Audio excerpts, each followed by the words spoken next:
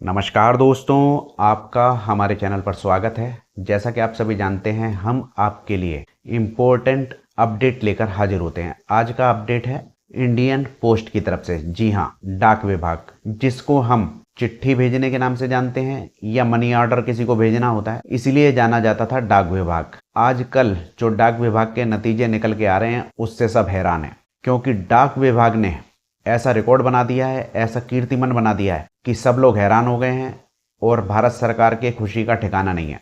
आपको बताना चाहूँगा कि डाक विभाग ने 4008 करोड़ रुपए का राजस्व हासिल किया है फाइनेंशियल ईयर 2027 में। यानी 2026 में फाइनेंशियल ईयर होता है अप्रैल से लेकर जून तक के बीच में।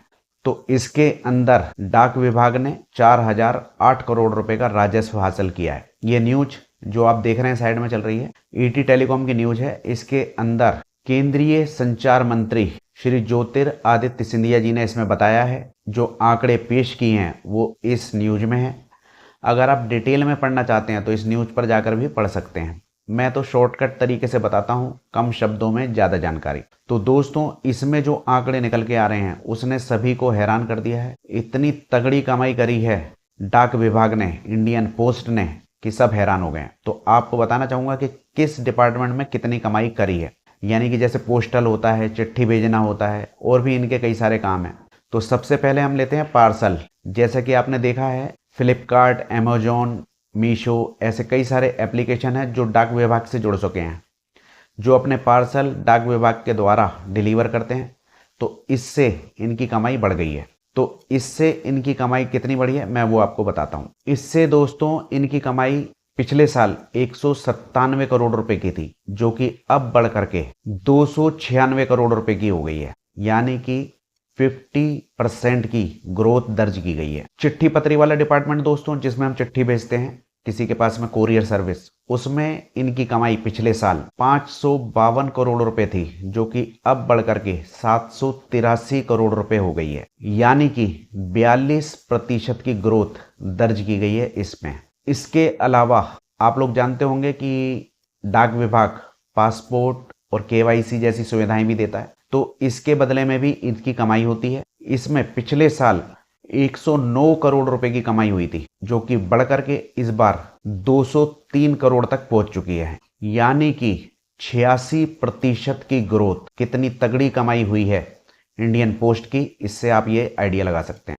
इंटरनेशनल बिजनेस से भारतीय डाक विभाग को पिछले साल 136 करोड़ रुपए की कमाई हुई थी, जो कि बढ़कर के इस साल 184 करोड़ तक पहुंच गई है, जिसमें बताया जा रहा है कि 34% की ग्रोथ हुई है। दोस्तों, जैसा कि हमने शुरू में बताया था वीडियो चालू होने पर कि इंडियन पोस्ट ने 4008 करोड़ रुपए की कमाई करी है। तो आप लोग ये भी जानना चाह रहे होंगे कि पिछले साल कितनी कमाई की थी। तो आपको बताना चाहूंगा कि पिछले साल 3280 करोड़ रुपए की कमाई इंडियन पोस्ट ने की थी, जिसमें अगर आप आइडिया लगाएं कि कितने परसेंट बढ़ा है, यानी ग्रोथ हुई है, तो 22.2% की ग्रोथ हासिल की है इंडियन पोस्ट ने पिछले साल से अब की बार में।